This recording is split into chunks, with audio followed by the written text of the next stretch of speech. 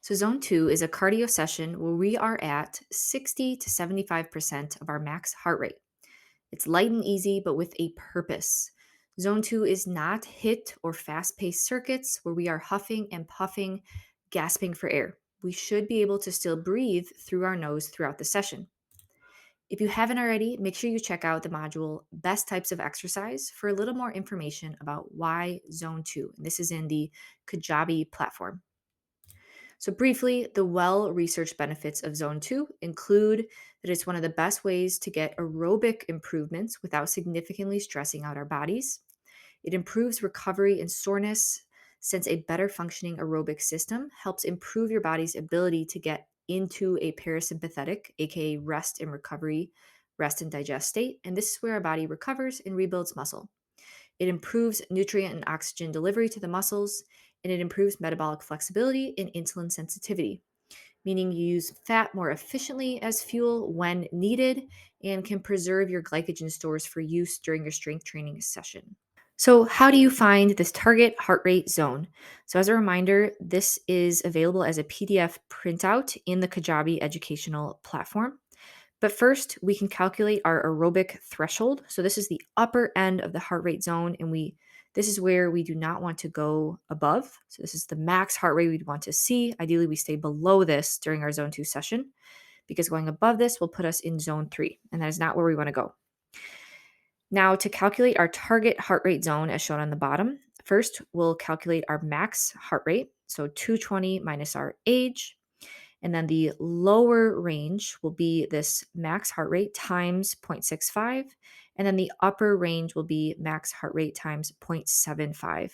So between these two numbers, this is the zone where we want our heart rate to fall in during our zone 2 sessions. So, how do we measure our heart rate? Three options. First is you can get a heart rate monitor, which will tell you your heart rate in real time during the session.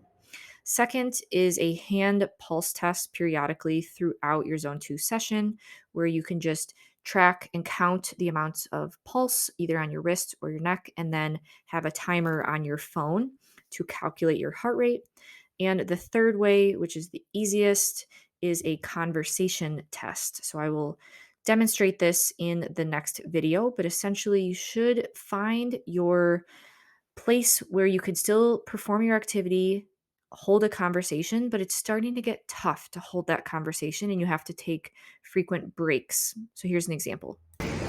So I'm in the middle of a zone 2 session and I'm still able to hold a conversation and breathe through my nose, but as you can tell, it's starting to get a little bit hard to form sentences, and so that is how I know that I'm at a good intensity for this zone 2 session.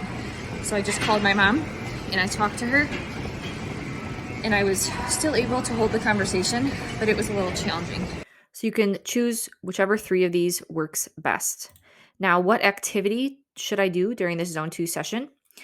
Truly anything that keeps you in that target heart rate zone without stressing out your joints or causing pain. We don't want to hinder our strength training performance. And you also should do something that you enjoy. So, some examples on the left at a gym would be incline treadmill walk, an elliptical, spin bike, or rowing machine. And then some options outside would be fast paced walks, a walk with a weight vest, hiking around some slopes and hills, or a really light jog. Honestly, your current level of fitness will impact what type of activity will put you in that heart rate zone. So here is an example of myself doing a zone 2 session on an incline treadmill. This isn't the best angle, but I am on an incline at about 6 to 7 incline. So here is a final reminder. We want to prioritize our strength training sessions as zone 2 cardio is not the activity that's building our muscle. Fit it in when you can in order to improve our recovery and other health metrics. So, if we had a hierarchy of my preferred activity, it would be first, get your strength training sessions in.